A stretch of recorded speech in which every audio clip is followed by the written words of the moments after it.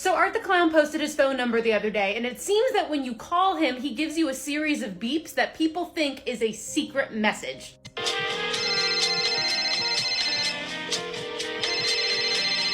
So I gave him a ring, and this is what I heard over the phone.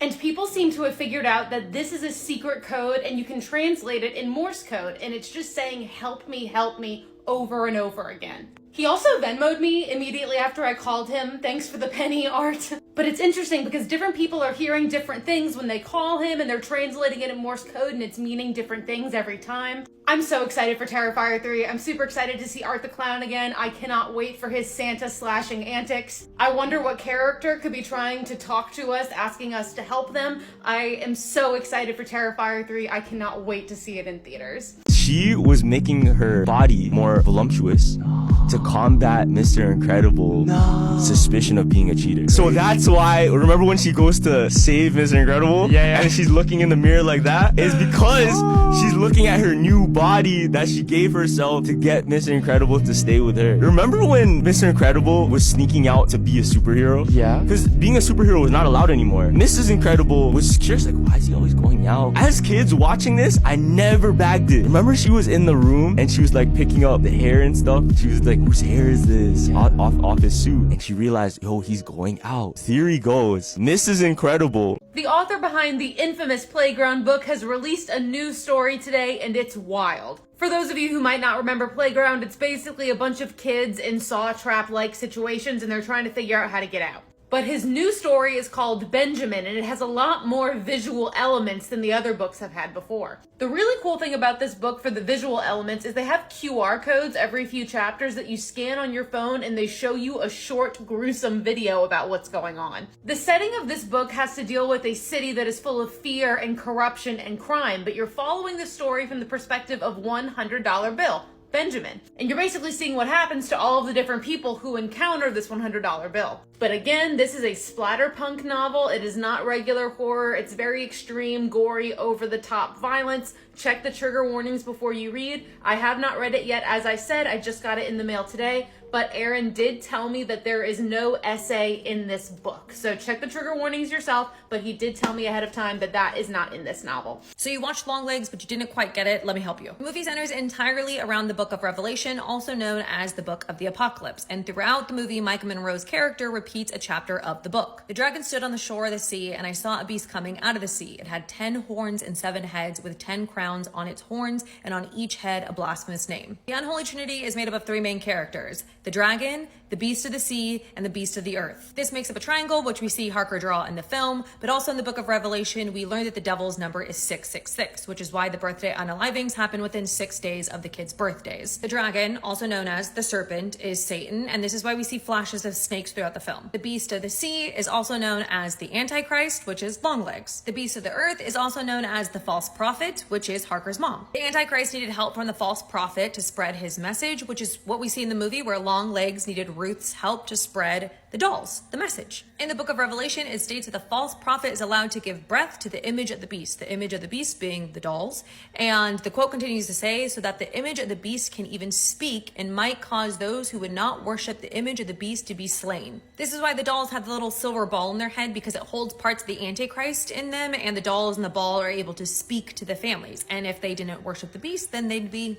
Since we learned that Harker's doll is still alive and holding the Antichrist in it, this is why Harker has somewhat of that sixth sense throughout the film when she's being drawn to Longlegs, and why she hears like whispering throughout the movie, because it's still able to speak to her. And at the end of the movie, we see that Harker didn't get rid of the image of the beast, so we can assume that the Antichrist is still somewhat alive and well, and at the end, maybe this is setting up a possible sequel. This is the story of the Baby Garden cult. Baby Garden is supposed to be heaven on earth. That's what everybody was told. The motto and meaning was supposed to be, here in Baby Garden, we are all brothers and sisters. We are all one family. Here is heaven on earth. It's run by Baby, and it's been reported that if Baby ever calls you to her room, you should sit and kneel at her feet in a thankful position. She sits on a chair while other members kneel in front of her. One former member said, whenever she called for me, he was a young man when he was part of Baby Garden, she would lay on her bed in her pajamas that always showed her cleavage. Then she would say things like, you want to look? She would show me her breasts and tell me to touch them. And she would say, are you shy? But I'm Love, remember? Take off your clothes. Come on, pull your pants down. Just show me. He said, that's how she essayed me. Now, this place houses 300 to 400 people and they all live communally. Now, the guys are all in one separate military style room. The women are in another section of the compound. Even when there's married couples living on the farm or whole family units, sometimes there'd be a mother, a father, and 3 kids. They don't sleep together. They don't share space together as husband and wife. In fact, they don't even call each other husband and wife. They don't call their fathers dad or brothers or sisters or anything. They call them by their government names because on this property, everyone is equal. They are not attached by earthly connections. There is no mother and daughter or father and son. There is only baby and your relationship with baby. Every once in a while, all the members of the garden will get together and make these massive parade boats. There's just a chair. It looks like a throne. It looks like someone plucked off the Victoria's Secret angel wings, the fluffy white ones, and then tried to create a white feather throne in this house-sized float. And there's hundreds of garden residents just standing outside in matching ceremonial attire, long yellow dresses, colorful frilly dresses, waiting to dance in a circle. They would start singing songs. The door of love has opened. It has opened. Chase love. We need to love. We must love. My brothers and sisters and compatriots who are wearing these ceremonial robes. My sisters and brothers who received baby's blood. Baby, please allow us all to love. Thy kingdom come, thy will be done on earth as it is in heaven. To baby, the king of love. We offer baby glory and praise, our king of love, ruler of love. We dedicate our laughter, singing and dancing to you, baby. And sitting on that white throne is baby, Agaya, baby Kim, the middle-aged woman who looks older than her years, in my opinion. People will say at these parades, this is love. This is proof of love. In order to enter the kingdom forever, you just have to love. The answer is love. God is love. Baby is love. One person said, it was like heaven on earth. I thought everyone who lived there would die there and live eternally. We would live happily ever after with the people that you love when the world ends. Because love saves. Clearly, things are very strange in the baby garden. Pranks that went terribly wrong. The wedding photo prank. A 26-year-old would-be bride from China made herself look 50 years older with hair and makeup when she arrived to her pre-wedding photo shoot. The groom unfortunately didn't think this prank was very funny, and the couple started bickering and then screaming in the middle of the street. It became so bad that a crowd actually gathered and filmed the couple's quarrel, which ended up with the groom bailing not only on the photo shoot, but the marriage altogether. The alligator prank. In 2011, the Michigan State Spartans were preparing for the American College Football Bowl held in Tampa Bay, Florida. The head coach decided to prank his players by telling them that they needed to practice for the game by wrestling an 8-year-old alligator. The alligator showed up with a handler dressed as the team mascot, but it quickly turned to horror when the alligator attacked, biting a chunk out of the handler's leg. That restaurant is run by a cult, the Yellow Deli. People are actually supposed to not eat at the restaurant. Wait, why? You're supporting a cult. The cult is run by 12 tribes. It's the only restaurant in America where all the employees are unpaid. Anywhere in the States, there's bunch. Oh, so this is like a franchise. Yeah, it's a franchise. Damn. The restaurant is used to fund the cult and like recruit new people. So after you're done eating, Yeah. a person went in there and they were given a pamphlet. No. Right after, it says 12 tribes. They read it. Would you like to join? It's free. We all have part ownership in this deli. What the It's unpaid work. Oh. The only restaurant in America that's unpaid because they kind of own it. And they're so smart. They put all their franchise locations close to colleges and they're open 24/7. So when college kids are hungry, Yeah. they go into the deli. Oh, you want to join this? And those are the ones that are most like Exactly. on edge or like lost. Those are prime cult food right there. This is my absolute favorite horror movie of 2022. Let's do it. So the year is 1978, and we learn that there is this serial killer nicknamed the Grabber who is abducting and murdering children, specifically young boys. We meet our main characters, Finney and Gwen, who are brother and sister, and we learn that their mother recently passed away and they are living with their alcoholic, abusive father. We also learn that Finn is frequently bullied at school, but is usually protected by his best friend Robin, who is just an absolute badass and beats the shit out of everybody, essentially. One day they're at school and we learn that a boy named Bruce that Finney knows was recently abducted by the grabber. That day, 2 detectives pull Gwen out of class to interview her because she told a friend about a dream she had where Bruce went missing. So the detectives now think that she has some sort of inside information. Eventually, we learn that she doesn't, and she has these almost psychic dreams, which her mom also had, which makes her father furious because her father believes that that's what led to her mother's death. The detectives go to their house to question the father because they think maybe he's the grabber, and then they find out that he's not, and then the father beats the shit out of Gwen for creating this mess. Finney tries to protect her the best that he can, but we actually find that Gwen is the more dominant sibling. And then we find out that Robin is missing and has presumably been taken by the grabber. Finn's bullies at school now know that Robin is not there to protect him, so they go to beat him up. And my girl Gwen comes in and beats their asses. And it's not long after that Finney becomes the grabber's next victim. He is literally abducted by this guy in broad daylight using balloons as a distraction and chloroform. So Finney wakes up in this basement that is completely empty with the exception of this mattress and this black phone. The grabber explains to Finney that the room is completely soundproof, so yelling is going to do nothing for him. And he also explains that the black phone has never worked and will never work. However, as Finney is lying there helplessly, the phone starts to ring. And when he picks up the phone, who does he hear? Bruce, the kid he knows from school that got abducted and presumably murdered by the grabber. And Bruce's ghost explains to Finney that there is a loose tile in the floor where he can dig a tunnel to escape from the basement. Meanwhile, Gwen and their father obviously now know that Finney is missing. The detectives are involved. They are unsuccessfully attempting to locate him. The grabber comes downstairs periodically and is just like increasingly more weird. He brings him food down periodically, but then one day when he does, he leaves the door unlocked. Finney is about to go out the door and try to make a run for it when the phone rings again. And this time on the other line is a boy named Billy, another victim of the grabber. And Billy explains to Finney that this is one of the games that the grabber plays, and if he goes upstairs, he's going to get killed. Billy explains to Finney that there is actually a cord that is hidden that he can use to try to break the grate in the window. He walks Finney through how to do it, which Finney attempts, but then the grates on the window break, which do not allow him to climb up. Meanwhile, back at home, Gwen is continuing to have these dreams and these visions, and her latest one is of this boy Billy being abducted. She tries to tell her father, but her father is just like, nope, you're crazy like your mother, like absolutely not. The next day we meet this guy Max, who is trying to low-key be a detective and find out who the grabber is. So the 2 detectives come to speak with them. He's sharing his theories and whatnot. And at this point, we, the audience, learn that this is the grabber's brother and he is unaware that Finney is in the basement of the house that he is staying in with his brother. Meanwhile, Finney gets another call. This time it's one of the grabber's victims named Griffin. Griffin explains to Finney that the grabber took his bike lock and put it on the front door and he gives Finney the combination to be able to get out.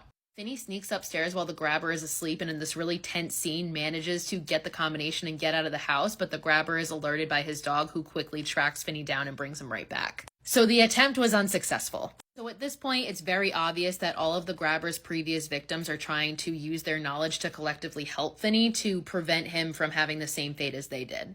And when he gets back to the basement, he gets another call. And this time it's a boy named Vance who instructs Finney to break through a wall because behind that wall is a freezer. And if he can get through the wall into the freezer, he can get out through the garage. Finney manages to do so and you think he's going to get out, but then the freezer door is locked. He cannot get out. So at this point, Finney kind of breaks down. He's feeling super hopeless, but the phone rings again. And this time it's none other than his best friend, Robin. In the most heartwarming and incredible scene of the whole movie, Robin gives Finney this pep talk and basically encourages him to fight this guy. And he gives Finney the advice to pack the phone receiver with dirt to use as a weapon against the grabber. And he walks Finney through the steps of how to best get momentum to attack the grabber. Gwen continues to have her visions, but this time she has a vision of the grabber's house, including the number. And she contacts the detectives who at this point understand that Gwen is seeing some shit that they can't, and they decide to go to the house. Meanwhile, back at the house, Max finally puts together that Finney is in the basement and his brother is the grabber. And he goes to the basement and finds Finney only to be killed by an axe by his own brother. So then we're seeing this all happen simultaneously. The detectives go to the house that Gwen gave them. But when they get to the house, there's nobody there. There is only the buried bodies of all of the grabber's victims in the basement of this house. Back at the real house, the grabber decides that Finney's time is up. He's done playing with them and he needs to die now. But through the tips and advice that he's gotten from all the ghosts of the previous victims, Finney has basically home alone the fuck out of this basement. The grabber goes to attack Finney with an axe, but using the phone as a weapon and the advice that Robin gave him, Finney attacks back. Finney then trips the grabber with the cord and he falls into the tunnel that Finney was digging to try to get out. And once in the hole, Finney attacks him and strangles him with the phone cord. And while he's being strangled, the ghosts of all of his victims are taunting him on the phone, saying, "Fuck you, you deserve this." So Finney is victorious. He exits the house, and across the street, he sees Gwen and the two detectives. So the grabber owned two houses, the one that he lived in, where he would keep his current victim in the basement, and the house across the street where he would bury his previous victims. Finney and Gwen reunite. Their father comes to the scene and very tearfully apologizes for everything. Finney goes back to school, and all the kids that used to bully him are now looking at him terrified because he fucking murdered a serial predator. And it's just a wonderful coming-of-age story and incredible character development on Finney's part. This P. Diddy rabbit hole is actually so much darker than I ever imagined. Even more disturbing videos are resurfacing on the internet. Now, a lot of people are asking, what did P. Diddy actually do? I'm going to be breaking down the charges against him and what people are claiming he did. I'm also going to talk about those disturbing videos and what we know about them. P. Diddy, real name Sean Combs, is a well-known rapper and music producer. He was very well known back in the 90s and 2000s and was making a lot of music with a lot of famous people. He's good friends with Jay-Z, Beyonce, and the Kardashians. On the 16th of September this year, he was arrested in New York. He's now facing a criminal trial after being charged with very serious offences. Multiple women have accused him of SAing them. The rapper Eminem also appeared to accuse him of SA in his rap song Fuel. So here are the three main serious charges against him. So firstly is racketeering conspiracy. So what does that mean? In simple terms, it's a pattern of illegal activity for profit. This could be any kind of organised crime. It's often carried out through intimidation or extortion. This could get him life in prison. Then there's the charge of trafficking by force, fraud, or coercion. This is actually a form of modern slavery. This could potentially get him a 15-year sentence. Then there's transportation to engage in P or S work. This basically means forcing or bribing somebody to engage in S work. This usually carries a maximum sentence of 10 years in jail. He's been accused of doing a lot of things in official legal documents, including, quote, he abused, threatened, and coerced women and others around him to fulfill his S desires, protect his reputation, and conceal his conduct. If you've seen some of the leaked videos and images from his so-called parties, it will come as no surprise that he is accused of hiring male and female S workers to perform for hours on end, often intoxicated or under the influence of substances, at these sessions called freak-offs. These allegedly went on for hours, and he's accused of arranging and filming these. Victims have also come out to accuse the rapper of using substances to keep partygoers obedient and to comply with his demands. Roughly 1,000 bottles of baby oil were seized from his properties recently. His lawyer claimed that the reason that he had so many bottles of baby oil is that he just liked to buy in bulk. Documents also allege that the rapper used violence and threats of violence to keep people compliant and stop them exposing anything. He's actually pleading not guilty to all of the charges against him. But recently, many disturbing videos are resurfacing again online. These showed the rapper himself making some really weird claims. In one live stream recording from 2020, P. Diddy appears with a young female on screen.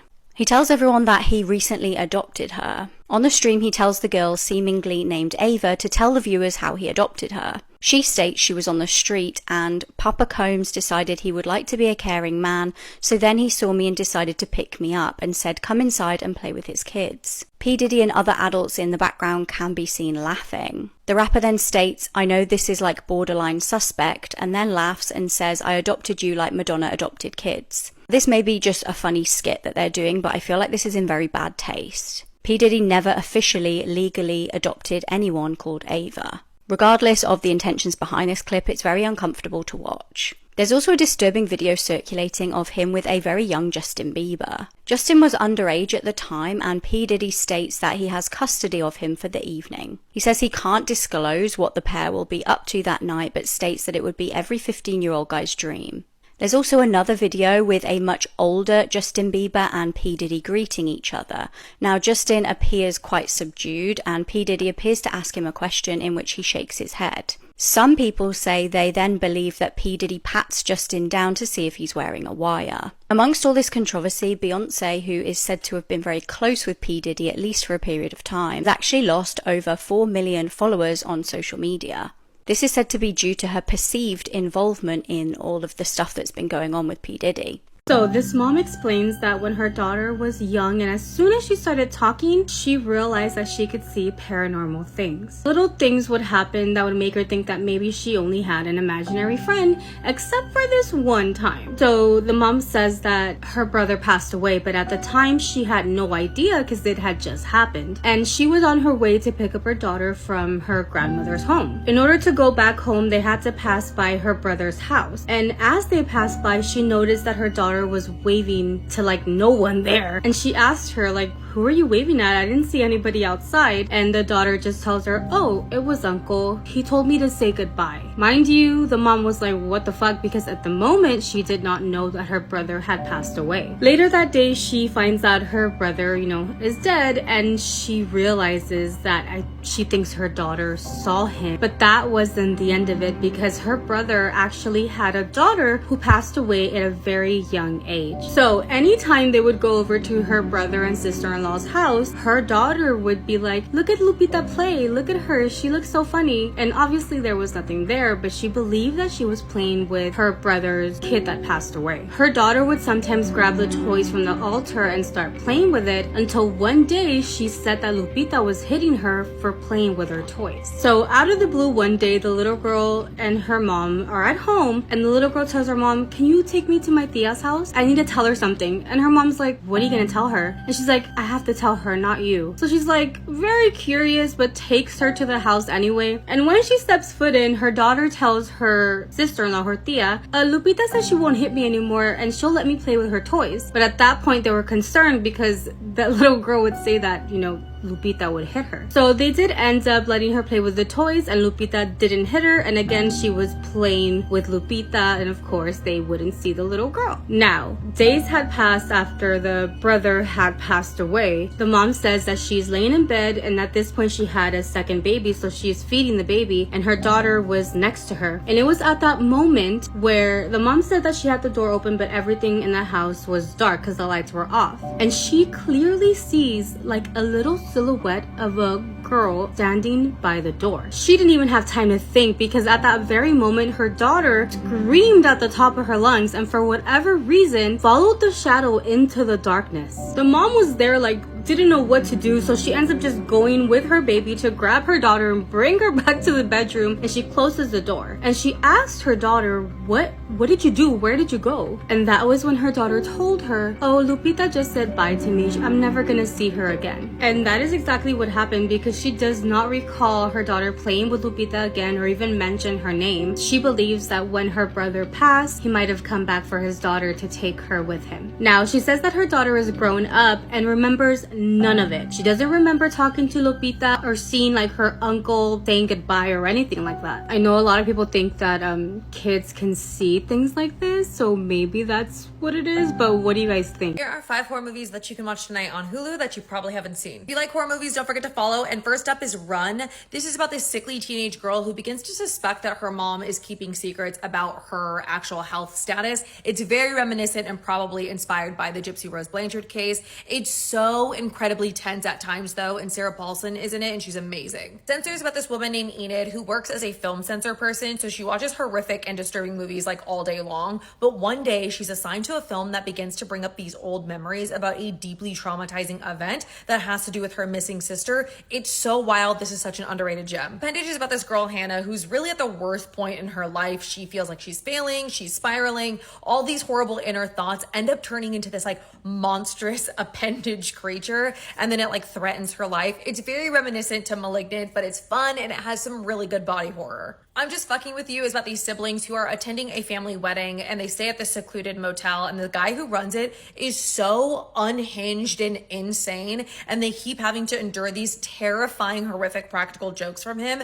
It's hilarious, but it's also really uncomfortable and tense. It's also super vibey because of the neon motel setting. I love this one. Amelia's Children, which actually came out earlier this year. It's about this couple who go to Portugal after the boyfriend finds out who his long lost mother and twin brother are, but then when they get there, absolutely disgusting, insane family secrets start to unravel, and it's a trip. Bridget Lundy Payne from I Saw the TV Glow is in this, and they are so good. I get in the inner black mode and I walk up. Boom! Boom! I'm like, I know my phone is in here. Go and get it. Me, Carlos, Josh went to a party. That was Halloween. My dumb was like jumping up and down in the middle, and my phone goes missing. I'm like telling Josh, bro, I lost my phone. He's like, Denzel, don't worry about it. We're gonna find it. Turn up, and then after we'll find it. I take his phone, and I send a text to whoever stole my phone. Like, bro, you give me back my phone. I got $200 for you. I'll drop you home as well. No response. I go back home. I go on my computer, and I go and find my iPhone. Radio silence for like 2 days. Third day, signal. I see where this guy is moving. We were in DT Toronto, and my phone is in Vaughan. All of a sudden, the phone stops at a single location. I'm like, this is where they're at. Me, Josh, and John all go up to Vaughan. I wear black. Josh has a do-rag on. John's got like this leather coat. We look like hoodlums. I'm not gonna cap it. I go up to like every like neighborhood, and I start banging on their door. I'm like, What the? so I know my phone is in here. Just go and get it. Yo. I said that to like 3 houses, and then the first 3 houses, I apologize. They were super confused, but like they were like, yo, what? John, for whatever reasons, like Denzel, there is college students who rent out a house like right there. That is your biggest clue. The party you went to was full of college people. So I like tee up, I look in the mirror, put on my game face, I walk in a bit, I get in the inner black mode, and I walk up. Boom, boom. I'm like, I know my phone is in here. Go and get it. She's like, somebody's here for that phone you took at that party. Oh. He comes down. Innocent gestures that can get you killed overseas. In North America, flashing the good old thumbs up means that this is good. But in the Middle East and parts of West Africa and South America, holding that digit in the air is quite offensive and roughly translates to, I'm going to stick my thumb up your butt. Elsewhere, in Italy and Greece, giving someone the thumbs up is seen as the equivalent of saying up yours. If someone you're talking to is rambling and you need to slow them down, or you need to tell a car to halt, the gesture that you'd use is the stop sign, an open palm facing the person that you're addressing in North America. In Greece, throwing this hand sign to someone is known as the mutsa and dates back to the Byzantine Empire, where criminals had their faces blacked out with cinder or poop. This gesture essentially means I want your face to be covered in feces. We're officially getting a P. Diddy documentary on Netflix. Unless you've been living under a rock for the past few weeks, you will have seen the crazy rumors flying around about P. Diddy. But did you know that 50 Cent is working with Netflix to produce a tell-all documentary? So it's a little bit confusing, but what are the facts that we know about what's been going on? We know that P. Diddy was recently arrested in New York and has been charged with multiple serious offences, including substance possession, firearms offences, trafficking by force, fraud or coercion, and transportation to engage in work. Officers recently raided his properties and found over 1,000 bottles of baby oil. He could be looking at a prison sentence of around 15 years, and that's just on the charges that we've got so far. It's thought that multiple women have come out recently to accuse the rapper of SA. Eminem's rap song titled Fuel appears to use clever wordplay to allude to this. Official legal documents allege that P. Diddy, real name Sean Combs, abused, threatened and coerced women and others around him to fulfill his desires, protect his reputation and conceal his conduct.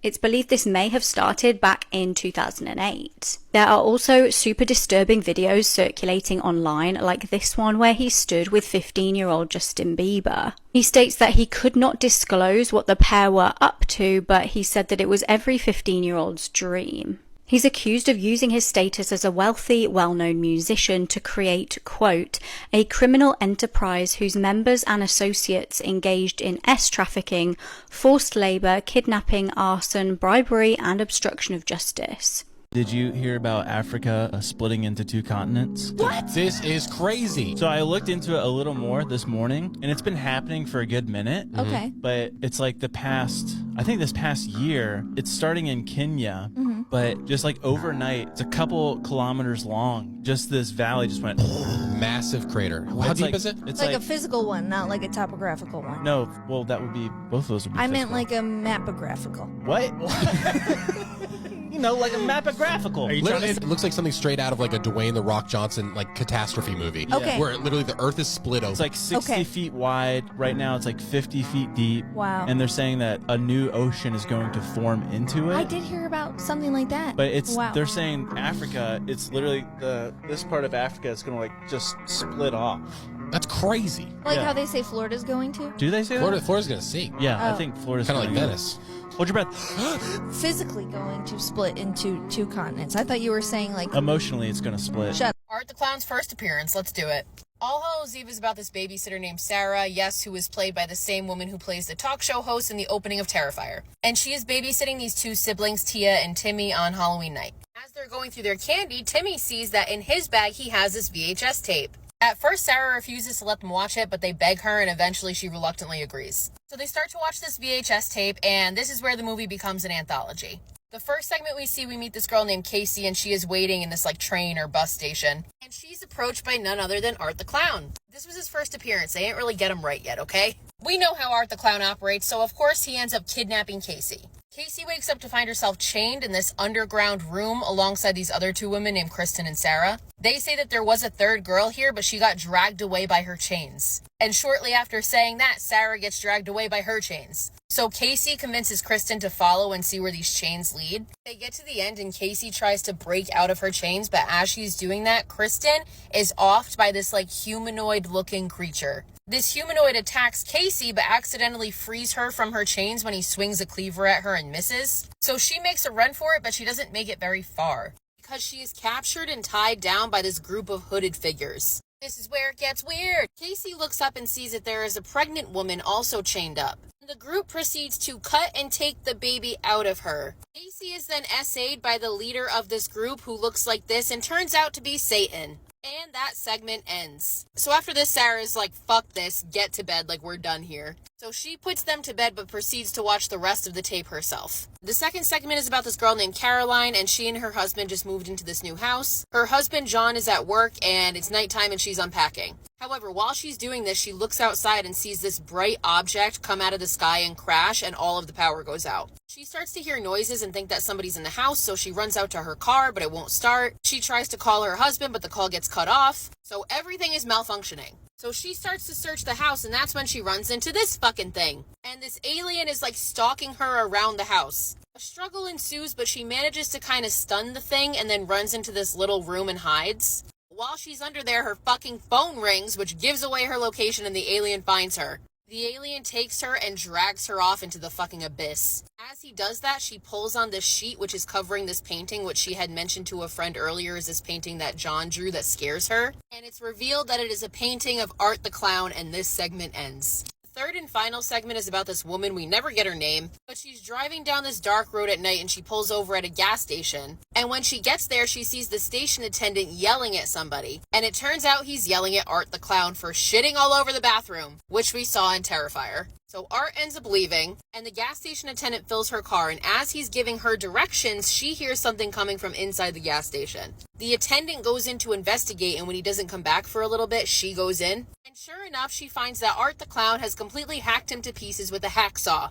So she makes a run for it. Art chases, but she manages to escape and gets in her car and drives away. But as she's driving, all of a sudden, Art shows up in her fucking back seat. And he puts cling wrap around her face from the back seat and tries to suffocate her. She manages to rip through it, and she slams on her brakes and gets the fuck out of the car and runs off into the woods. She manages to find this shed and she hides in it. But not long after, Art the Clown literally just crawls out of the dirt, crawls out of the ground. So this motherfucker is everywhere. And he whips her with this whip made of rusty weapons, which we've seen that in Terrifier. But she manages to stab him and incapacitate him long enough to run away. So she gets back to the road and she stops a car and she's picked up by this driver. He starts to drive her to a nearby police station until another car pulls up directly next to them. And of course it's Art the Clown driving. How he can drive a car, I don't know. But he ends up shooting the man, which causes the car to crash, which also causes the woman to be knocked unconscious.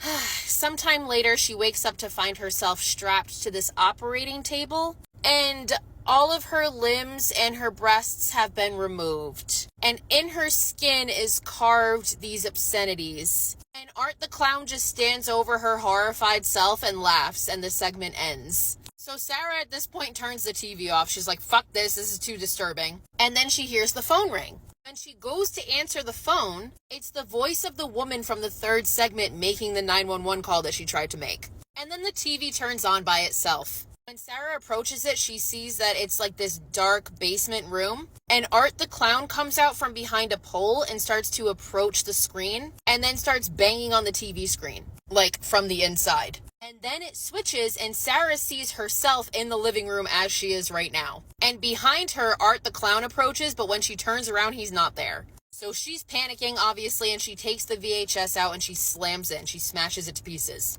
But then she hears Tia and Timmy screaming from upstairs. As Sarah climbs the stairs, sure enough, she runs into a blood-soaked Art the Clown. He is silently laughing as he does and gestures for her to enter the kids' room. Sarah covers her eyes in fear, and when she uncovers them, Art is gone. So she goes into the kids' room and finds just their heads. And the word Art written on the wall in blood, and the movie ends. So yeah, he's just as insane in this one. Here are 5 horror movies that are just way too scary to finish. Now before we get into that, if you love all things horror, all things spooky just as much as I do, be sure to hit that follow button. The Human Centipede 2 follows a maniac who goes on a killing spree and he collects the body parts to recreate a human centipede that we saw portrayed in the first movie. Like bro's so tapped in the head that he's trying to live out his fantasies from what he saw from the first film. And this movie may just be more disturbing and disgusting than the things that we saw in the first movie. You may not be able to finish this one, check it out on Prime Video. The Green Inferno follows New York college students who take a hunger strike to do a good deed and save the Amazon. But they would soon come to regret this decision when their plane crashes in the Peruvian jungle and they're being held captive by a group of cannibals. Just like the Human Centipede 2, this movie is disgusting, it's brutal, it's gory, bloody. This movie is hard to stomach, it's gross. If I was ever in something like this, I'm waving the white flag. You can also check this one out on Prime Video. The Girl Next Door follows a teenage girl who suffers abuse from her caretaker, and her caretaker also encourages the neighborhood boys to torment her. So everyone is basically abusing her. It's terrifying, it's disturbing to watch. The acts in this movie are sinister, they're cruel, and it's super hard to get through from start to finish. Check this one out on Tubi if you haven't already. Carnage Park follows 2 criminals who take a woman hostage, but the tables would soon turn on the 2 of them. They enter a remote stretch of land owned by a deranged Vietnam veteran who soon goes after the 2 of them, and they're now in the fight for survival. Now this one is a thrill ride from start to finish, so you definitely want to try to watch it all the way through. It is pretty menacing for what they do to the young woman, but the tables do turn on them, so you definitely want to watch it to see if they get their comeuppance. It's available to watch for free on Plex. Now this one is called The Wolf House. It's animated and it follows a young woman who takes refuge in a remote house in the woods. She just escaped from a German colony in southern Chile, and the events that we see played out in this film, dark, twisted, unsettling. I'm gonna leave you with that. You gotta see it for yourself. It's also available to watch on Plex. Baby is not actually a 3-year-old baby, even though she tells everyone she's 3 years old. Baby is actually a middle-aged woman that hundreds of people call Agaya. Baby. She's like a baby. She cannot sin. She can do no wrong. She's baby. Anything she does is pure and wonderful. If she does something wrong, it's an honest mistake because babies cannot sin. Babies cannot be malicious. Babies can do no wrong, technically. Those who all knew her, who knew Baby, they would say, she would tell everyone, my name is Baby, Agaya. I'm a 3-year-old baby. Because you have to be a baby to come to this world.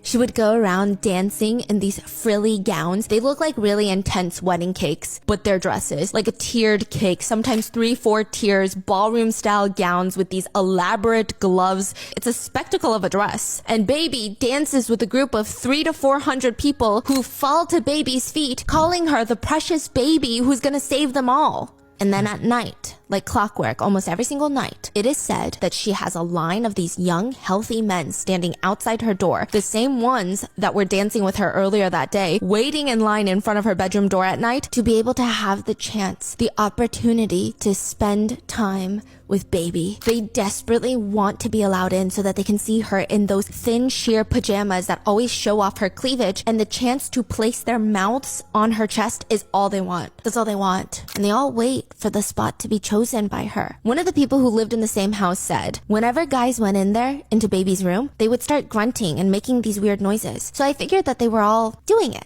you know? And others would just wait outside. Guys were just going in and out of her room. A guy would come out and tell another guy, hey, it's your turn, go inside. And after being called, the other guy waiting outside would go in, and when they all came out, their faces were all red. All night long, young men were trying to go in. But there were men who would wait all night long and not be able to enter. From what I know, she didn't spend a single night alone. And when she was done indulging in her desires with them, she would hug these men, pat them on the back, and tell them it was good. They did good. The feeling, they said at the time, was euphoric. To be told that they did good, that Baby approved of them, it would make them feel so much happier than they could ever even explain. Even if they knew that she might be probably responsible for the death of a 5-year-old boy, does it really matter? Because when else do you have the chance to have intimate relations with God?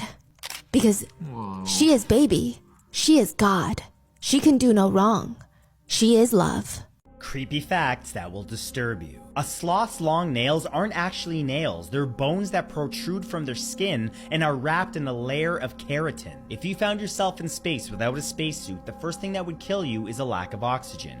You'd black out after 15 seconds, and you'd be fully dead after 90. Your body would then freeze as the baseline temperature out there is minus 270 degrees Celsius or minus 454 degrees Fahrenheit. There's a 1 in 3 chance police will never identify your killer if you're ever offed in the United States. In fact, Thomas Hargrove, a homicide archivist, estimates that there are over 2,000 serial killers at large right now. There are about 40 supervolcanoes around the world capable of claiming up to 1 billion lives, and what's even scarier is that we are about 24,000 years overdue for an eruption on any one of them. There's a guy who survived Hiroshima and Nagasaki at the same time. How did he survive So he that? survived 2 of them. I think he was in Hiroshima for like a business meeting. Yeah. And on the day he was about to leave, the US drops the bomb and he was 2 miles away from it. Damn. Bro, only left with like He minor didn't get injuries. disintegrated? No, 2 miles away, only minor injuries. Flies back to his family. Bro, the second bomb, as soon as he starts telling his family about Hiroshima, Nagasaki drops. That's crazy bad luck though. Crazy. That's crazy. Like, how do you go 2 times? Like, That's not bad luck because Because he survived both. Yeah.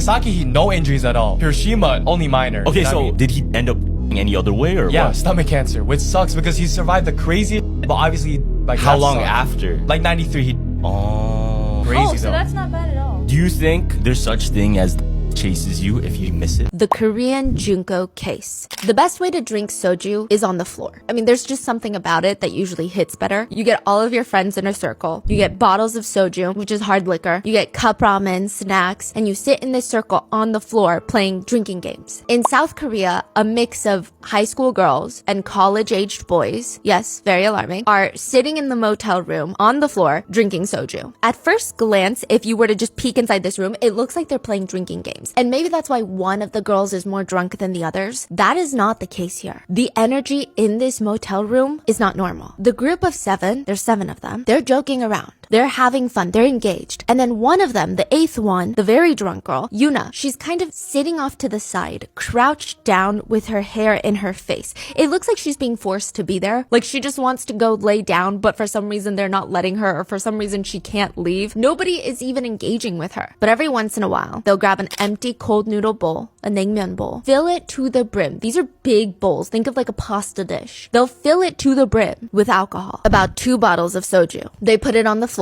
right in front of Yuna. Drink it. She will have to bend down and drink the entire bowl. They will not let her stop. To give you an idea, soju typically has an alcohol by volume of 20%, which is about half of vodka, but it's still strong enough that most people will take shots of soju. It's not like beer or wine where you just get like a nice big glass of it and drink it. It's a spirit. You take shots, you mix it with something else, or you sip it really, really slowly. You do not ever chug 2 bottles of it. You're not gonna have a good time. The minute that the 2 bottles of soju goes down Yuna's throat and into her stomach, it comes right back up. She throws it right back up, all over the floor. The teenagers around her are a mix of disgusted and also kind of intrigued about what's gonna happen next. Because she's not supposed to throw up. I mean, she probably would throw up, but she's not allowed to throw up. The guy sitting next to Yuna smirks, and for a moment it's quiet until he grabs her by the back of the head, shoves her face into her own vomit. Eat it. Yuna is the group's plaything. And just like Junko Furuta, she will be held captive and tortured for a month straight by teenagers her age. Everybody in Paris is pissed. You know why? Because the mayor and president said that they're gonna clean the river that runs along Paris. I think it's called Seine. Yeah, the Seine River, yeah. So to do that though, they need $5 million of the taxpayers' money. And then the taxpayers don't want to pay for They the don't want Olympics. to pay. So guess what they're doing? They set up silicone toilets right beside the boardwalk because the president's like, we're gonna get the river so clean. And right before the Olympics, I'm gonna bathe in it.